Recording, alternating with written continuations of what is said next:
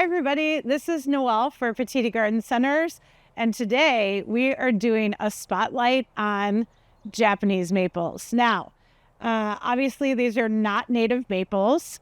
They are obviously native to Japan, Korea, China, Eastern Mongolia. There's a few other places over in Asia, but needless to say, that's where they're coming from. And we love them because this type of tree is considered to be a small, slow growing, obviously very ornamental tree that has 4 seasons of interest for us, where it'll go through the season. The spring color as it flushes out might be different from the summer color, might be different from the fall color, and usually is different from the fall color.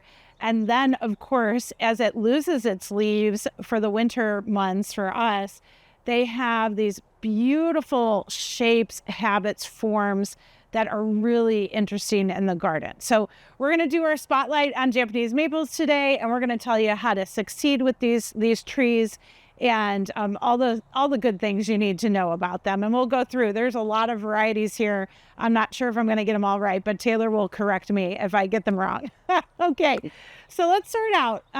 Japanese maples, because they're a smaller tree and fairly branching can be fairly delicate, because the foliage is palmate.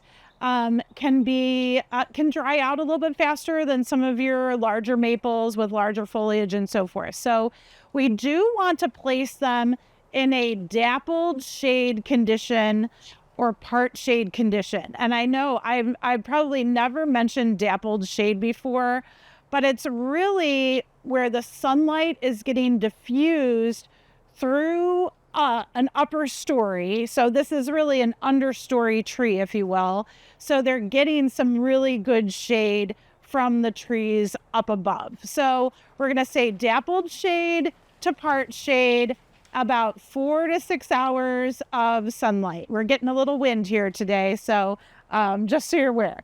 So that's the perfect sun condition for them. I would really try to keep them in the northern or eastern exposure. However, protected environment, again, because winter can desiccate these guys as well. So just be aware of how your wind is moving through the yard and so forth. Watch out for those hotter western exposures, even though you're getting morning shade and evening sun. That heat can sometimes scorch them, cause some winter damage as well. So just be aware of that. As far as soil is concerned, Japanese maples do really well in northeastern Ohio where we are because they can tolerate clay soils. However, what they're ideally looking for is an evenly moist but well-drained, richly amended soil, okay? So clay soils for us, they can keep the moisture in. They are usually very nutrient rich, but again, you want to make sure you're amending the soils with organic matter before you plant this plant or preparing the new home where that tree is going to go, okay? So be aware of that. They are not drought tolerant at all. So I do need to make you aware that your irrigation maintenance is still going to be 1 inch of water 1 time per week, slow, deep watering, especially that first year. Again, we want those roots to move down into the soil, reach down for the moisture, okay? We don't want them to be up shallow and dry out towards the top of the soil level. So watering needs to stay pretty regular. Again, that's when it's not raining. So again, get your rain gauges out, follow the rainfall, check it out on the news or what have you. If you get 1 inch of rainfall, you don't have to really worry about watering them for that week. But again, you want to be vigilant with your irrigation maintenance on these plants. And as they get more mature, and if we get into drier months in the middle of summer, late summer, what have you, you do want to make sure you're giving them supplemental water. Okay, so just be aware of that. So the maintenance for irrigation is a little bit higher with Japanese maples. Okay, as far as feeding them, They are a deciduous tree. So we usually recommend feeding our deciduous woody plants plant tone and iron tone once in the spring, okay, and once midsummer, and that is it, okay? So plant tone and iron tone work out very, very well and work very nicely for the Japanese maple trees, okay? As far as pruning maintenance is concerned, this plant can be a little bit higher maintenance, okay? And the reason being is some Japanese maples have a single standard trunk, very beautiful rounded canopies, but can be very, very dense. And so you want to be able to see them, and typically we'll recommend pruning these in early winter to midwinter. The reason being is if you wait to prune them to late winter, early spring, they produce a lot of sap, just like maples do. And so they'll bleed a lot, they'll sap a lot if you're cutting at that time. But if you can cut them early winter or midwinter, you won't have as much of that sap production, okay? And so that's when you want to go in, all of the leaves are off the tree, and really take out anything that's very thin, crossing, weak branching, anything like that. Obviously the 3 Ds, so disease, damage, dead, you're always going to take that out as well. And watch for any suckering growth, because a lot of the Japanese maples are grafted varieties. And so you might have some suckering growth around the graft that's being formed. Sometimes not, it just kind of depends. So watch out for that. Remove those water sprouts, those vertical branches as well. So pruning on these guys can be a little bit higher maintenance than some of your other trees or shrubs out there. Just be aware of that. And you want to develop that shape. You want them to have this beautiful kind of layered, rounded look. And they're absolutely gorgeous to look at in the winter. But again, lots of thin little branches throughout there need to come out. Okay. One other thing as far as maintenance is concerned, because again, moderate to high maintenance plants here, is that you want to always be scouting for disease and insects, okay? So with Japanese maples, as far as disease is concerned, we do see mildews on them, especially we have wet, cool springs. The leaves are starting to form and really come out. We'll see those white spots every once in a while. So do be aware of that. You can treat that with a copper fungicide. Again, I mentioned leaf scorch. If they come out, we have a warm spring and then we get some frost, we will get winter burn or leaf scorch. We might get leaf scorch from too much sun, so be aware of that. Every once in a while, if they're really too wet or not a well-drained area, they can get other diseases, things like anthracnose and things like that. So just, you want to scout for those issues and try to control them before they happen, okay? Same thing with insects. Just be aware, aphids love their new growth, so make sure that you're scouting for that. And we can remove aphids really, really quickly. Cold stream of water, you can spray them off. You can use a neem oil, that works really nicely. And the neem oil, again, can be used for disease or insect prevention. So think about that. So they do get some pests, some leafhopper and roller and those types of things too. So again, scout the plant, watch your Japanese maple, and just try to prevent those occurrences before they do happen or become a big problem. Okay. So let's move on to attributes. And I think, again, it's not hard to tell why we love Japanese maples. They're a very beautiful foliage type ornamental tree, specimen tree, beautiful accent that you can put in a landscape and wow, they just become an instant focal point or draw the eye, so they're really a wonderful plant for that type of interest out there in the garden. I mentioned they have 4 seasons of interest again, from foliage, color, habit, and form. Really, really beautiful fall coloring as well. So all of these different varieties will change. It just depends on what variety you're growing. I should have mentioned that there are 2 different types of growth forms with the Japanese maple. There are upright Acer palmatum varieties, which we have here. So I have Bloodgood right next to me. It is probably one of the most popular Japanese maple varieties out there in the garden and landscape. This is more of a clump form, so it looks way more bushy because it has a lot of stemming underneath or trunks underneath. And so it's already kind of reached that really beautiful rounded form here. Beautiful dark foliage, again, palmate foliage. So when you hear Acer palmatum, Acer in Latin equals sharp. So sharp, kind of pointy leaves.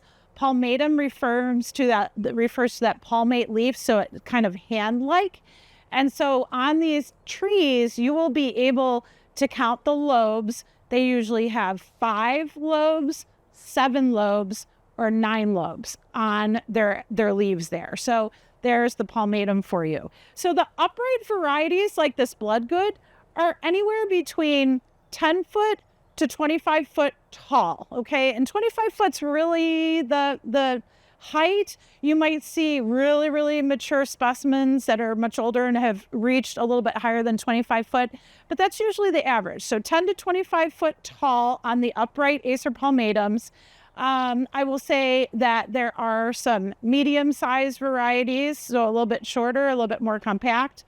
The rounded forms are real typical, rounded canopies on these trees. So again, it could be 10 to 25 foot tall, 10 to 25 foot wide, usually a little bit less wide, let's say 10 to 20 around that you'll normally see, okay? There are some versions that are more columnar or a little bit more upright and narrow. So I'll point those out when we get to those as well, showing you different varieties. Okay. The second type of Japanese maple is going to be more of your dissectum type. So it's Acer palmatum, dissectum, and then it's going to be the variety of that tree. And you've seen these before. These are the weeping varieties, typically weeping. They have really fine lace leaf texture to them. So their lobes are going to be more divided, more serrated, really pretty, more feathery looking. And their habits are going to be much lower, again, because they'll have weeping branching to them and also a little bit more spreading. So typically on those smaller dissectum varieties, you're looking anywhere from 3 foot to 10 foot tall, so much shorter plant, okay, tree, I should say, depending on where they're grafted, because some of the weeping varieties are grafted on a low trunk, some of them are grafted on a little bit higher trunk, but typically 3 to 10 foot tall, and then about the same width, so 3 to 10 foot wide, sort of spreading weeping branches on those. So we're going to see a lot of those 2 different varieties today, and I'm going to kind of walk you around and show you the different ones. So you know Bloodgood, you've seen that out in the garden. I will tell you the features, we see these a lot. Deeper burgundy red foliage when it moves into its summer color. Very dependable plant. Emperor 1 is going to be very similar to the Bloodgood color, but Emperor 1 or Red Emperor, sometimes it's called, it tends to be a little bit sun tolerant, a little bit more sun tolerant than the Bloodgood. We don't see as much scorch on it. Tends to have a little bit more of a compact stature to it, still rounded, still very dense, but tends to be maybe a little bit shorter, maybe 20 foot tall versus this one can get 25 foot tall in the landscape. So, but still great varieties. Bloodgood, Emperor 1, very similar. And if we pass by Emperor 1, I will show you, I promise. Okay, let's move over here, and I'm going to have Taylor just kind of spin a little bit. And this is a newer variety for us. And obviously an upright palmatum type Japanese maple. It does have the nice bold foliage, bright green foliage on it. And I'm going to have Taylor look. And as this plant gets a little bit older, this is Arido nishiki. And if you've ever heard nishiki before, it's usually indicative of the color on the foliage. And we get green, white, and pink variegated leaves on this variety. Orito Nishiki translates to masters, like fabric or cloth. And so again, just a beautiful, unusual variety with that coloration. And you see, like it varies. The variegation varies. Sometimes it's speckled, sometimes it runs down the veins. So it will differ. Beautiful green bark on this variety here. Obviously beautiful green palmate leaves. Really, really beautiful tree. Again, we're just talking that upper limit, probably around 20 foot tall when it gets going, and it could get out to about 15 foot wide. So beautiful, unique variety for us, new with that pink and green modeling on the leaves. Let's walk this way a little bit, Taylor, and we're going to show them two different,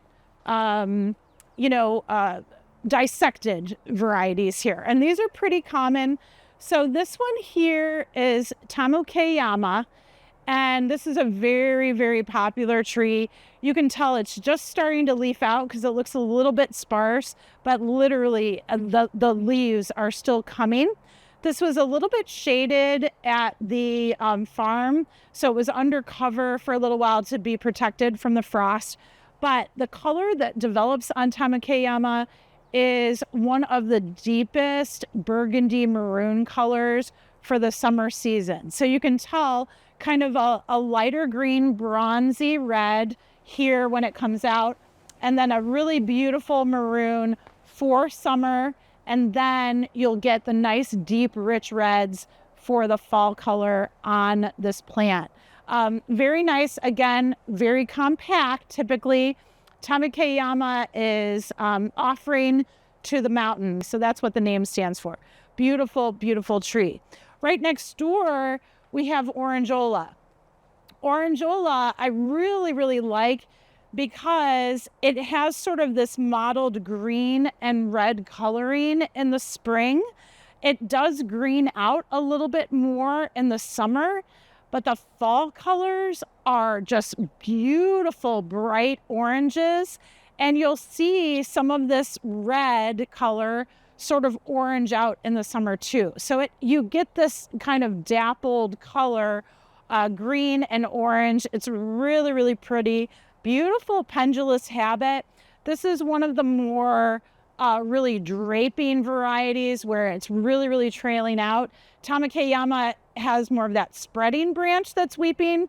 This one is going to start really growing downwards very, very quickly from its graft. So beautiful, beautiful color here as far as the foliage. Beautiful Laceleaf variety or dissectum variety, but really great color changing on this one too. So we are by one of, I don't know if it's the only, but it is one of the few Laceleafs that is an upright grower. So it's going to be the similar size to Acer palmatum, but it is a dissectum variety. This one is called siru. Siru translates to azure dragon, which is very cool, or blue-green dragon. I saw that too. Beautiful green foliage, very, very cut leaf, but again, upright habit. So really nice again, probably around that 15, maybe 20 foot mark. But you get the upright habit, but the lace leaf cut. So really great, great variety. Right behind me, we were talking about, sorry guys, it's really windy. We were talking about Emperor One, or I was talking about Emperor One earlier. So again, this is an Emperor One maple, just like the Blood Goods. I think the color is really, really similar. Some folks say that the color is a little bit deeper on Emperor One. I think they look both very, very similar, both great performing plants out there in the landscape. Garnet is here. So garnet is obviously a lace leaf. You will find, again, just depending on where the graft is on this plant, it's not easy to see on this one, but I'll show you one when we move down a little bit more. Garnet's got beautiful, again, red to burgundy coloration, gets touches of orange and red in the fall. Very pretty, very dependable, kind of, one of those spreaders as far as the habit is concerned, and then starting to weep down. Right next door, this one is called Catsura, and I like the Catsura leaf. It is that 5-lobed maple leaf, beautiful bright green color, like an apple, Granny Smith apple green color. And the new foliage has this really pretty kind of bronzy orange edge on it. So really, really nice. So you get some pretty spring color. This will be a nice bright green through the summer. And then the orange and gold tones really come out in the fall. You can tell. So it's very bushy. It's more of a clump former here with Catsura. No distinct standard trunk there. Taylor's trying to get you a good shot of it, but really, really dense. And same thing. So watch out when you have a real dense Japanese maple. You need to watch out for that pruning. Remember that early winter, midwinter pruning. So just be aware of that. Okay. Next one here is Spring Delight. Spring Delight is really pretty. It does have a little bit of a red tip in the spring when that new foliage comes out. It's sort of a dull mossy green right now, but it will get a really beautiful deep green color to it as it does come out. And I should have mentioned that Spring Delight's showing the flowers. Most of your Japanese maple flowers are going to have like a little bit of a red tip to them. So they're showy, depending if they're on the green or the red. Leaf varieties, you'll see them stand out a little bit more on the green. And then they will develop samaras, which are your helicopter type seeds, just like a normal maple, but they're a little bit smaller. So you will find that these will develop seed, and you might see little Japanese maples popping up in your landscape, just so you know, okay? But not super typical. I didn't mention, what was I going to say, zone hardiness too. Maples have a very short zone hardiness. So zone 5 to zone 8, really. We're here at Northeast Ohio, like 6A. And so they work really well in our zone. But again, we have to be careful. A little bit of winter protection goes a long way. Mulching at the base, maybe wrapping in burlap so we don't get desiccation, or spraying wilt stop on them for the winter to reduce desiccation as well on their branches and their stems. Let's move over to this one, Taylor, because I think that one was garnet again. This is Crimson Queen here. Crimson Queen is like the gold standard of Laceleaf maples. So you'll find Crimson Queen short graft, tall graft as well. And I wanted to show, Taylor, do you see this down here? So this graft point, you can tell where this tree was grafted, obviously. Here's the rootstock here, and then the Crimson Queen is up above, grafted, okay? You will find that very often. Again, different graft points create different sizes for you in the landscape, but this is a deep burgundy. You can tell these leaves will really deepen throughout the season, and then again, beautiful red fall colors with Crimson Queen. So you'll see that she's very, very popular, just like Bloodgood is very popular for the upright varieties. Okay, Bloodgood here. Let me see. I'm just going to check really, really quick. We said Tamakayyama. Nope. Let's go here. This is Waterfall. Waterfall is known for that very pendulous habit like I described on Orange Ola. Beautiful bright green, almost chartreuse neon green in the springtime. Will obviously deepen a little bit, is still a bright green through the season, has that nice pendulous branching that comes down. So it's not going to grow as wide as some of the other Laceleaf varieties.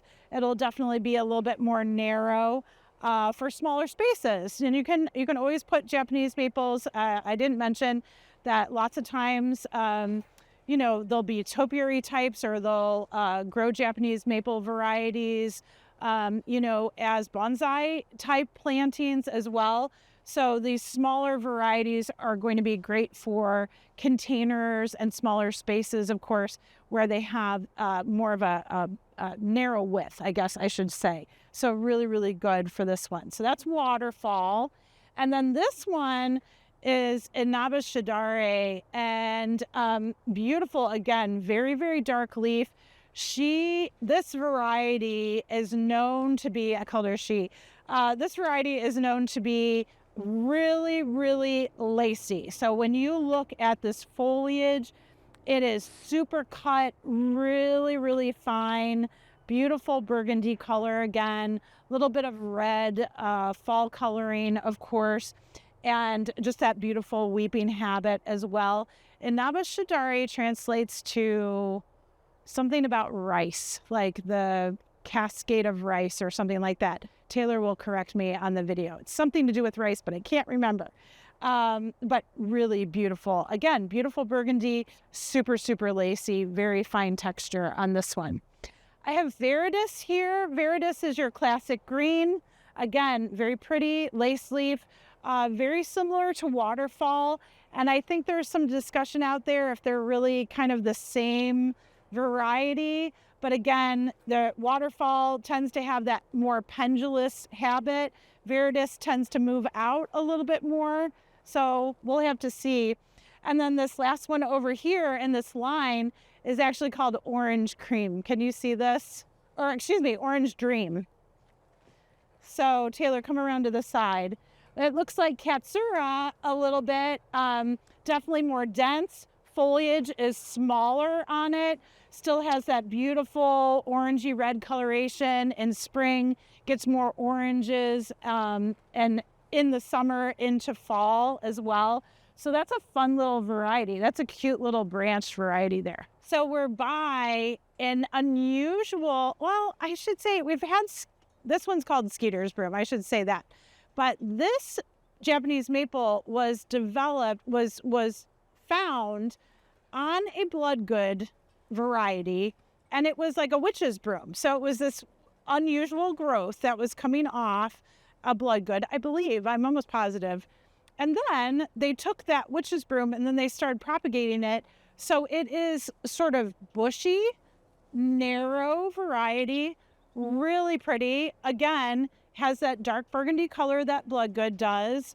Really cool, but a lot more dense and narrow. So, and these guys are going to be a little bit smaller too. So I'd say max out at maybe 10 foot for Skeers Broom, and maybe 5-6 foot as far as the width on this one. So good for small spaces. Also, if you look over here to my left, and Taylor will pan over just a little bit, all the azaleas are in color, and that's a great complementary plant to Japanese maples. So if you're thinking about growing Japanese maples, azaleas are a beautiful complement, along with hostas, ferns, and any of your other shade color like Helleborus or Lenten Rose. I wanted to show you this one because it is one of those cultivars that is very narrow growing compared to all the others that I showed you, okay?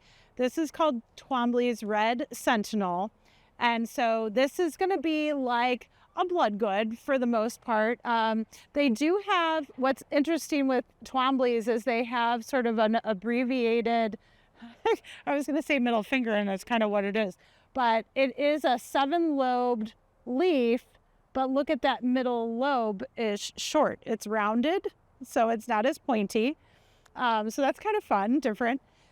Red coloring, obviously that burgundy red color, very pretty. Narrow habit. So height on this one, around 15 foot, okay, 15 to 20 maybe. And then narrow habit. So now we're talking maybe 6 to 10 foot as far as being definitely more upright, more columnar, maybe a little bit of vase shape there, but that's a great Japanese maple to end on. Enjoy.